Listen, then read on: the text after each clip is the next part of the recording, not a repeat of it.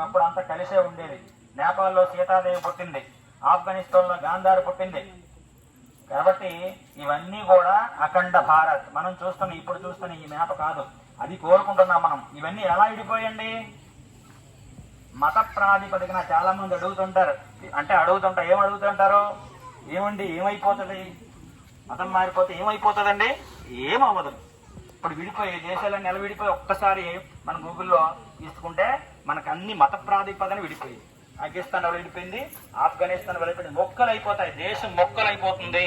కాబట్టి అది జరగకుండానే, ఇది ముందు జరగకూడదంటే ముందు మన ధర్మాన్ని మనం పాటించాలి అనే ఉద్దేశంతోనే సంస్థ అనేది ప్రారంభించడం జరిగింది.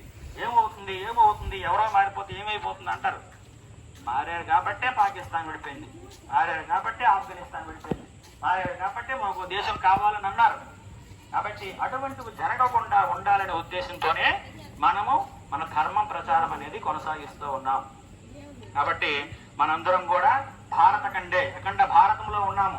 మేరోర్దక్ష దిగ్భాగే, మేరు పర్వతానికి దక్షిణ దిగ్భాగంలో ఉన్నాము. శ్రీశైలస్య ఈశాన్య ప్రదేశే. ఈ శ్రీశైలం అనేది ఎక్కడుందండి? భూభాగానికి మధ్యప్రదేశంలో ఉంది. భూభాగానికి మధ్యప్రదేశంలో ఉంది. అటువంటి శ్రీశైలానికి మనం ఎక్కడున్నాము? ఈశాన్య ప్రదేశం.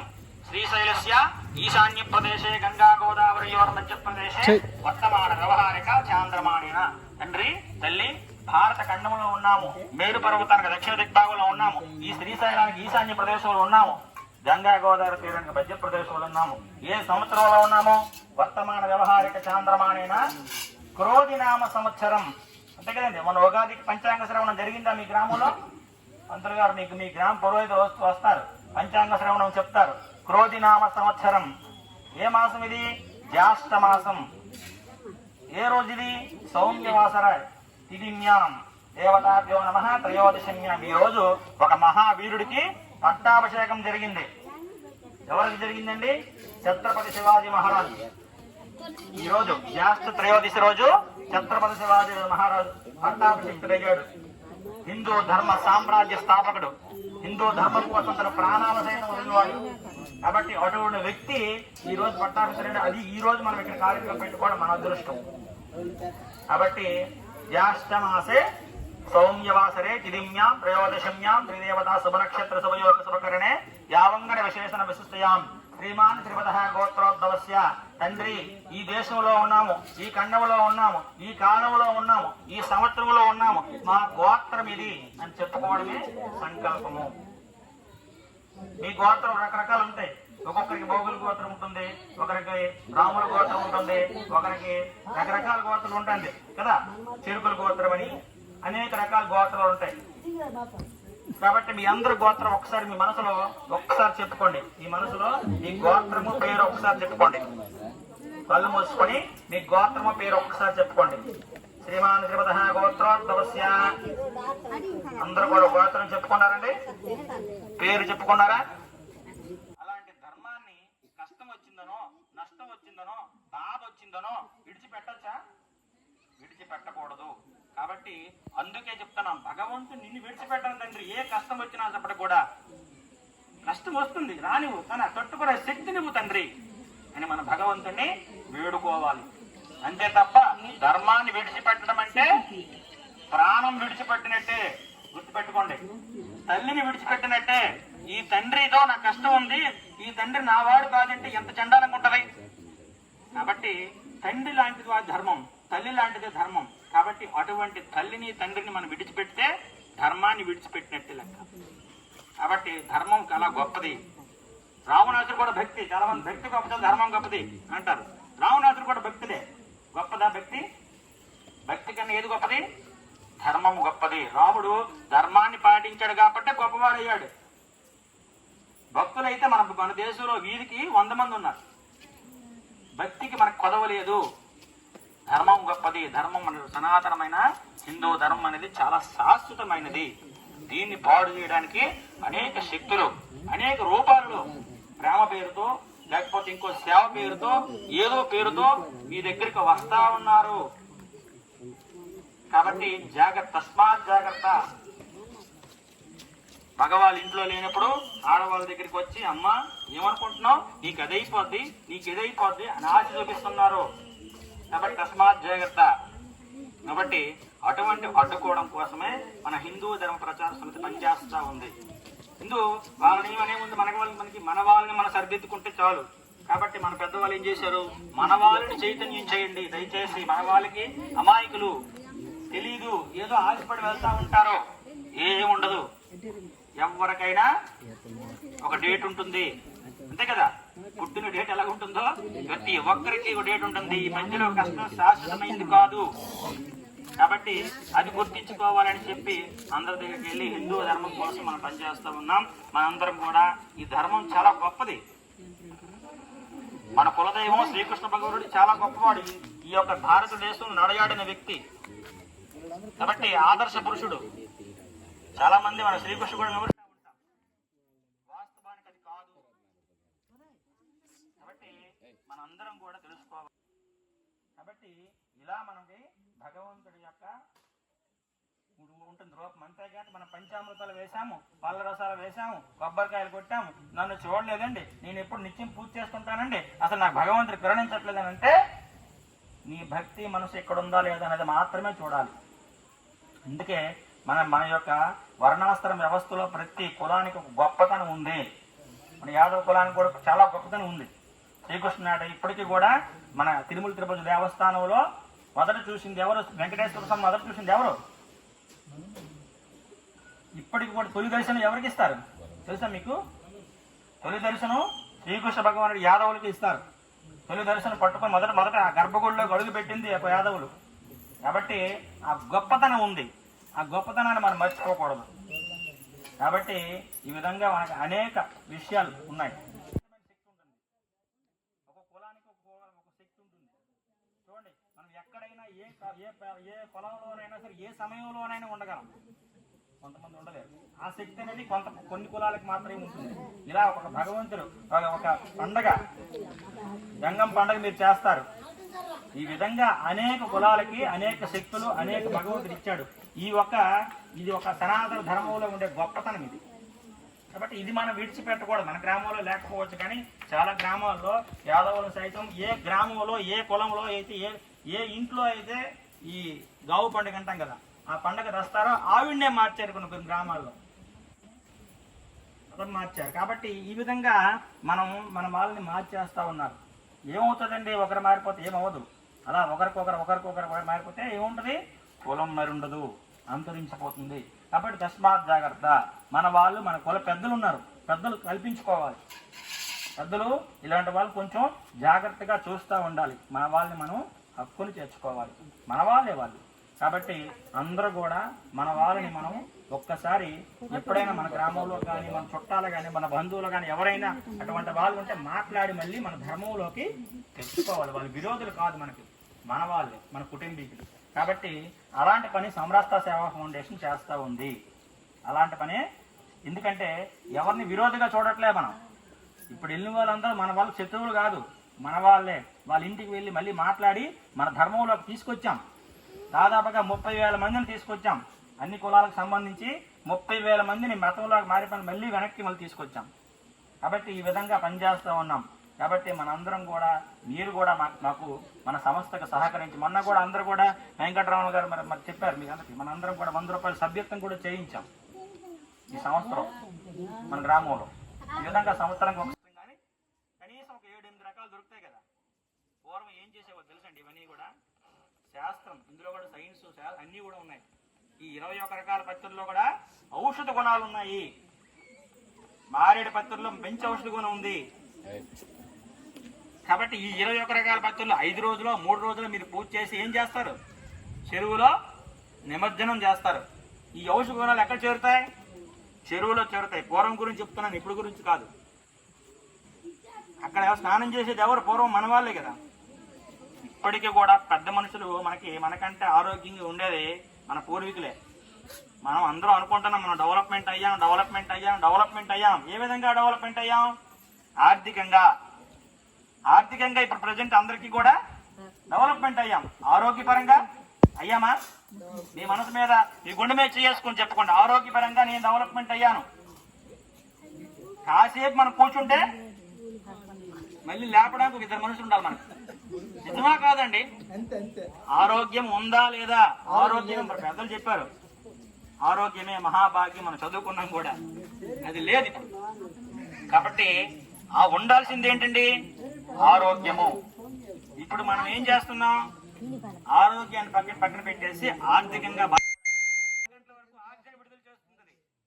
అందుకే పొగొచ్చిన దూపం వచ్చిన భక్తులంతా మనం వెళ్తాం. ఇప్పుడు మనం అందరూ ఇక్కడే ఉన్నాం. మనం అందరూ విడుదల చేసేది ఏంటి? Carbon dioxide. కార్బన్ డైఆక్సైడ్ వల్ల ఏమవుతుంది? ఊపిరి ఆడదు. అందుకే ఆలయాల్లో ఈ మామిడాకులు కడతారు. మామిడాకులు కట్టడం వల్ల మనందరికి కూడా ఆక్సిజన్ 24 గంటల వరకు విడుదల చేస్తుంది. ఇది సైన్స్. పెట్టేది పూర్వం నుంచి మనకు పెట్టిన ఆచారం అనేది కొట్టి పారేయడానికి కాదు. మన వాళ్ళు పచ్చదారం అనుకోదు, నరదిష్టి మన పడదు. అందుకే అంటారు నరదిష్టికి ఏమవుతాయి? రాళ్ళు కూడా మొక్కలు అవుతాయి అంటారు కదా శాస్త్రంలో. కాబట్టి మనందరం కూడా బొట్టు ఈ నుదుటికి ఉండడం వల్ల మన దృష్టి ఎక్కడికి వెళ్తుంది? బొట్టు వైపు వెళ్తుంది. కాబట్టి నరదిష్టి తగలదు. బొట్టు లేని ముఖం శ్మశానంతో సమానమట. నేను చెప్పింది కాదండి, మళ్ళీ శ్మశానంతో సమానం. కాబట్టి బొట్టు తీసేస్తున్నారు. స్టిక్కర్లు వచ్చేసాయి, కనబడిన స్టిక్కర్లు వచ్చేసాయి. భూతద్దం పెట్టినా కనబడవు. కాబట్టి అటువంటి సనాతనమైన ధర్మాన్ని నాశనం చేయడానికి అనేక శక్తులు పనిచేస్తున్నాయి. అనేక శక్తులు. అవన్నింటినీ వడ్డించుకోవడానికి మన ధర్మం కోసం మనం పనిచేస్తూ ఉన్నాం. మన హిందూ సంస్థలు పనిచేస్తూ ఉన్నాయి. కాబట్టి మన పూర్వం నుంచి ఏదైతే మన ధర్మం వచ్చిందో అదే శాశ్వతము. ఈ మధ్యలో వచ్చినవి శాశ్వతమైనవి కావు. గుర్తుపెట్టుకోండి. మీ పెద్దలు మీకు ఏదైతే ఇచ్చారో పండగలు, ఆచారాలు, అదే శాశ్వతమైనవి. ఇవన్నీ కూడా అశాశ్వతమైనవి. అబద్ధ ప్రచారకులు బోడి మంది తిరుగుతున్నారు సమాజంలో. అబద్ధాన్ని పదే పదే చెప్తా ఉన్నారు. నిజం చెప్పడానికి మనం ఎవరు తిరగదు. అబద్ధం ఎటువంటి ప్రచారం చేస్తారో తెలుసండి? ఎలాంటి ప్రచారం ఉన్నారంట? అడవులో 5 ఉన్నారు. అడవులో ఒక 5 ఉన్నారు. అందులో ఒకడికి బ్రహ్మశివుడు, రెండో వాడు గుడ్డివాడు, మూడో వాడికి కాళ్ళు లేవు, నాలుగో వాడికి చేతులు లేవు, ఐదో వాడికి గోచి తప్ప మరొకటి లేదు. నెక్స్ట్ దరిద్రుడు. కాబట్టి ఆ 5 ఏం చెప్తున్నారు? మాట్లాడుకుంటున్నారట. మొదటి వాడు ఎవడండి? బ్రహ్మశివుడు. ఆడు అన్నాడంటే ఎక్కడో గుర్రపు డక్కల సౌండ్ వినబడుతుంది అన్నాడు. ఆడికి బ్రహ్మశివుడు ఎక్కడో గుర్రపు డక్కల సౌండ్ వినబడుతుంది అన్నాడు. ఆ గుడ్డివాడు అన్నాడు రెండో వాడు, ఎక్కడో కాదురా ఎదురుగా బందిపోట్లు వచ్చేస్తున్నాడు. రెండో వాడు గుడ్డివాడు ఏమన్నాడండి? ఎక్కడో కాదురా అగో ఎదురుగా బందిపోట్లు వస్తున్నారు అన్నాడంట. మూడో వాడు ఎవరండి? కాళ్ళు లేవు. ఆడు అన్నాడంట ఇది పారిపోదాం అన్నాడంట.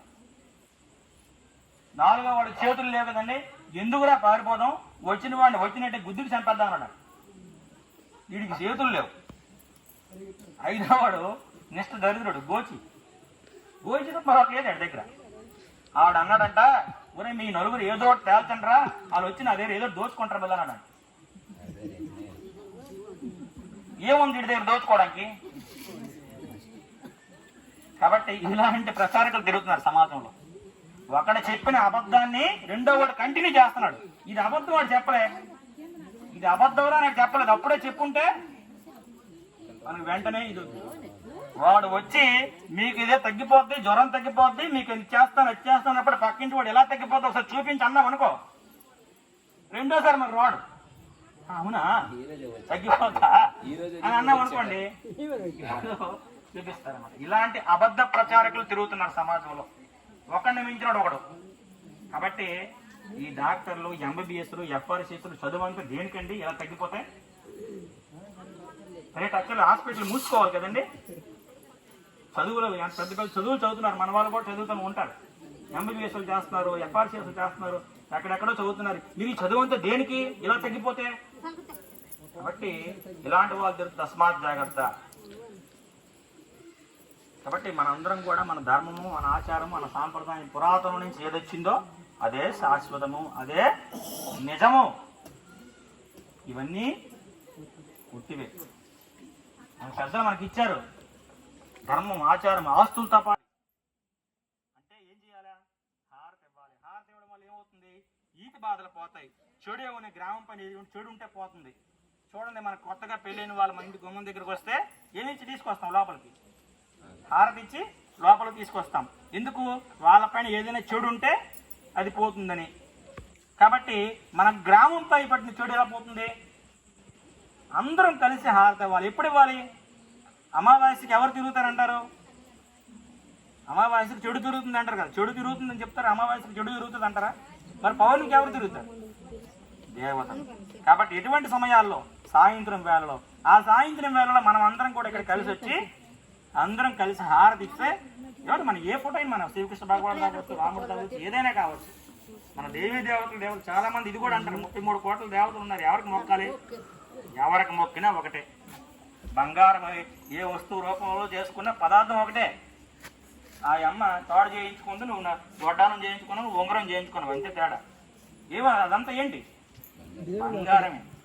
పదార్థం ఒకటే. అనేక రూపాల్లో మీరు చేయించుకున్నారు, మీరు అనేక రూపాల్లో భగవంతుని కొలుస్తున్నారు. కాబట్టి పదార్థం ఏదైనప్పుడు కూడా పరమాత్మ ఒకటే. కాబట్టి ఈ విధంగా గుర్తుపెట్టుకోవాలి అందరూ కూడా. ఈ విధంగా హారతి వల్ల ఇటువంటి ఉపయోగాలు ఉన్నాయి. కాబట్టి హారతి వల్ల సూక్ష్మములు కూడా చెడిపోతాయి. మన సైన్స్ ఏంటంటే హారతి వల్ల ఇటువంటి సూక్ష్మములు కూడా దగ్గర రావు. కాబట్టి గ్రామం అంతా ఒక మంచి వాతావరణం ఏర్పడుతుంది. ఈ విధంగా హారతి అనేది ఉంటుంది. కాబట్టి అందరం కలిసి ఇప్పుడు సామూహికంగా హారతి ఇద్దాం. ఇలా ఒక లైను, ఇలా ఒక లైన్, అందరూ కూడా ఒకసారి ఇలా వచ్చి నిలబడండి. ఎవరి పళ్ళెము వాళ్ళు పట్టుకొని ఆత్మలో పెట్టుకొని